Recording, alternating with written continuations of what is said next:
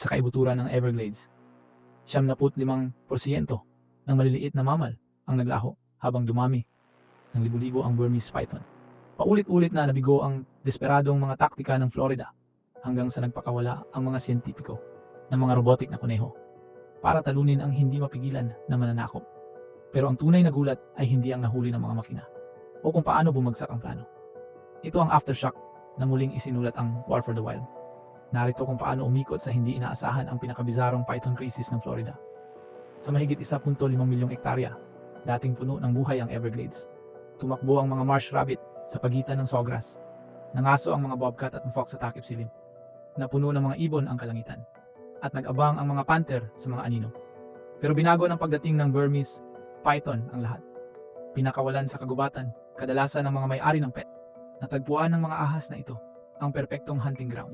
Walang natural na predator at maraming biktima. Sumabog ang kanilang populasyon. Ngayon, tinataya ng mga biologists na nasa pagitan ng 100,000 at 300,000 na python ang gumagapang sa wetlands. Sa loob ng wala pang 2 dekada, nakakagulat ang mga resulta. Ikinuwento ng mga mammal survey ang kwento sa malupit na mga numero. Sa ilang lugar, halos lahat ng raccoon, opossum at kuneho ay naglaho. Naitala ng mga researcher ang 75% na pagbaba ng populasyon ng maliliit na mammal sa loob ng Everglades National Park. Maging ang mas malalaking hayop tulad ng usa at bobcat ay bihira nang makita. Ang ripple effect ay umaabot ng higit pa sa mga nawawalang kuneho. Ang mga panther, endangered na nga, ay nahihirapan ng maghanap ng pagkain. Nawawalan ng biktima ang mga kuwago at hawk. Ang balanse ng ecosystem na binuo sa loob ng libu-libong taon ay nawawasak sa loob lamang ng ilang taon. Hindi limitado sa mammal ang epekto ng python. Kinakain nila ang mga ibon, itlog, maging ang mga buwaya. Halos hindi sila nakikita dahil sa kanilang camouflage sa makapal na damo at magulo na mga ugat. Gabi o araw, gumagalaw sila nang hindi napapansin. Sumasalakay ng mabilis at nilulunok ang biktima ng buo. Walang depensa ang mga tradisyonal na predator. Ang mga native species, hindi sanay sa ganitong walang tigil na mangangaso, ay naglalaho. Mas malaki ang scale ng krisis kaysa sa lokal na pagsisikap. Halos walang epekto ang taunang pangangaso at bounty program sa populasyon. Sa bawat ahas na inaalis, daan-daan pa ang napipisa sa mga nakatagong pugad. Naglalakad ang mga biologist at ranger sa parehong trail. Nakakakita ng mas kaunting bakas ng native life sa bawat lumilipas na panahon. Ang Everglades, dating showcase ng biodiversity, ay puno na ngayon ng katahimikan sa mga lugar kung saan bumagsak ang food web. Hindi lang tungkol sa bilang ang hamon, tungkol ito sa pagtuklas. Kahit ang mga trained expert ay nahihirapang makita ang python na nakaikot sa damo. Maaring hindi gumalaw ang mga ahas sa loob ng ilang buwan, naghihintay ng perpektong pagkakataon para sumalakay.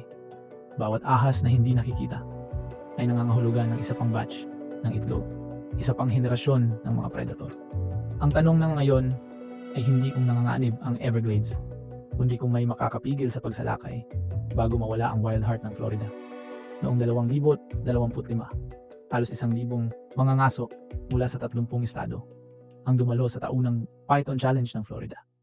Nangako ang event ng malalaking reward at pambansang headline. Pero pagkatapos ng 10 araw at daan-daang milya ng paghahanap, 274 na Burmese python lamang ang opisyal na naitala. Sa kabila ng lahat ng manpower at publicity, halos walang naramdaman na resulta. Sa tinataya na populasyon na daan-daang libo, bawat nahuli na ahas ay patak lamang sa tumataas na baha. Umaasa ang mga organizer na magkakaroon ng pagkakaiba ang crowdsourcing ng hunt. Umalis ang mga ngaso bago magbukang liwayway, naglalakad sa sawgrass, hinaharap ang init, lamok, at patuloy na banta ng mga nakatagong ahas. May dalang machete ang iba. Umaasa naman ang iba sa matalas na mata at lokal na kaalaman. Pero ang Everglades ay isang maze ng tubig at damo, at maaaring hindi matukoy ang mga python sa loob ng ilang buwan. Kahit may cash prize, karamihan sa mga kalahok ay umuwing walang dala. Naging taunang ritual ang challenge, pero hindi kailanman naging solusyon. Nag-eksperimento rin ang mga wildlife manager sa detection dogs. Umaasang magiging matagumpay ang ilong ng aso kung saan nabigo ang mata ng tao. Sinukat ng specially trained dogs ang mga levee at canal bank. Hinahanap ang amoy ng mga ahas sa kanilang mga pugad. Nagpakita ng pag-asa ang mga maagang trial sa controlled settings, pero napakalawak ng wetlands. Makapal na vegetation, nagbabagong water level, at ang kakayahan ng ahas na mawala ay gumawa ng consistent result na imposible. Walang opisyal na record para sa specific dogs o sa kanilang tali at nahirapan ang program na mag-scale up lampas sa mga isolated demonstration. Laging pareho ang pangunahing problema. Hanapin ang mga ahas bago sila dumami. Bawat hindi nakita ang python ay nangangahulugan ng daan-daang itlog na nakatago sa malalim na marsh. Ang mga human searcher, gaano man katiyaga, ay hindi makakasabay sa kaaway na nilikha para sa stealth. Tulad ng sinabi ng isang biologist, madali ang pag-alis, ang hamon ay ang pagtuklas. Sa pagkabigo ng tradisyonal na hunt at canine team, lumaki ang frustration sa mga siyentipiko at wildlife official. Unti-unting nawawala ang Everglades, isang tahimik na predator sa bawat pagkakataon. Kailangan ng bagong bagay, isang tool na maaring talunin ang python sa sarili nitong teritoryo. Naniniwala si Robert McCleary, isang ecologist mula sa University of Florida, na maaring nasa teknolohiya ang sagot, hindi sa manpower. Sa suporta ng South Florida Water Management District, nagsimula ang kanyang team na gumawa ng bagay na hindi pa nakita ng Everglades, isang fleet ng robotic marsh rabbit. Humigit kumulang $4,000 ang gasto sa bawat unit. Simple ang disenyo sa teorya, pero ilang buwan ng trial and error bago naging perpekto. Nagsimula ang mga engineer sa plush toy rabbit, inalis ang loob at pinalitan ng mga wire, motor at heating element. Ang layunin ay lumikha ng decoy na mukhang gumagalaw at maging umaamoy tulad ng tunay na biktima. Sa loob ng bawat robo rabbit, isang battery-powered heater ang gumagaya sa mainit na katawan ng buhay na hayop, habang mga maliliit na motor ang nagpapakislot ng mga tainga at nagpapakilos ng ilong. Naglabas ang mga scent diffuser ng synthetic rabbit odor na idinisenyo para akitin ang mga python sa pamamagitan ng amoy, pati na rin sa paningin. Pinapatakbo ng mga solar panel sa likod ang mga decoy araw at gabi. Nagbabantay ang mga onboard camera at motion sensor para sa anumang palatandaan ng ahas. Nagpapadala ng instant alert sa mga researcher na milya-milya ang layo. Maaari pa rin mag-upload ng video clip ang sistema kapag lumapit ang python, nagbibigay sa mga siyentipiko ng bihirang window sa behavior ng predator. Sa summer ng 2025, 120 robo-rabbit ang naipakat sa buong wetlands. Nakakalat sila sa mga pugad at sa mga game trail. Bawat isa ay tahimik na sentinel sa damo. Malaki ang investment, pero para sa mga siyentipiko tulad ni McCleary, sulit ang bawat dolyar. Ang pangako na sa wakas ay matatalo ang mga python. Umaasa ang mga field team na magtatagumpay ang mga mechanical rabbit na ito, kung saan nabigo ang mata at ilong ng tao. Binabago ang laban sa hindi nakikitang kaaway. Sa loob ng ilang linggo ng deployment, tumakbo ang eksperimento sa hindi mahulaan na kalikasan ng Everglades.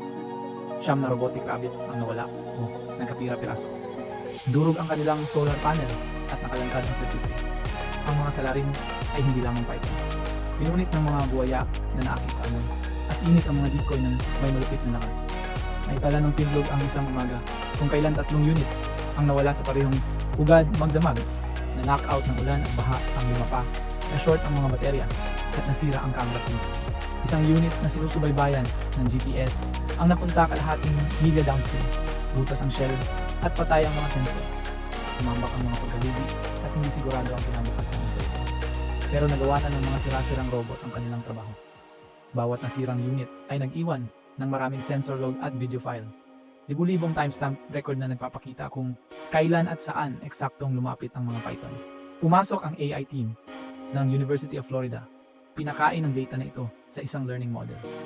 Lumitaw ang mga pattern sa isang digital map. Makitid na koridor ng paulit-ulit na Python activity na tinawag na Python Highway ng mga researcher. Ang mga rutang ito ay nag-crisscross sa marsh sa mga paraan na walang nakaalam. Ang mga veteranong mga ngaso, armado ng bagong heat map, kumalat sa mga tukoy na hotspot. Sa loob lamang ng isang buwan, mas marami silang naalis na Python kaysa sa buong nakaraang taon. Binasak ng mga numero ang lahat ng nakaraang record. Sa unang pagkakataon, parang isang hakbang na nangunguna ang mga ngaso. Ang mga mechanical rabbit, kahit sira at punit, ay ginawang pinakamabisang Python removal campaign sa kasaysayan ng Florida. Ang serye ng field failure. Mataas pa rin ang bilang ng Python sa Florida na may mga bagong hotspot na naoobserbahan bawat season. Habang binabago ng FAI at data-driven tactics ang laban, nakasalalay sa balanse ang kinabukasan ng Everglades. Hindi naghihintay ang invasive species. Hindi rin pwedeng maghintay ang mga lumalaban. para protektahan ang natitirang kalikasan. Umaangkop ang kalikasan. Dapat tayo rin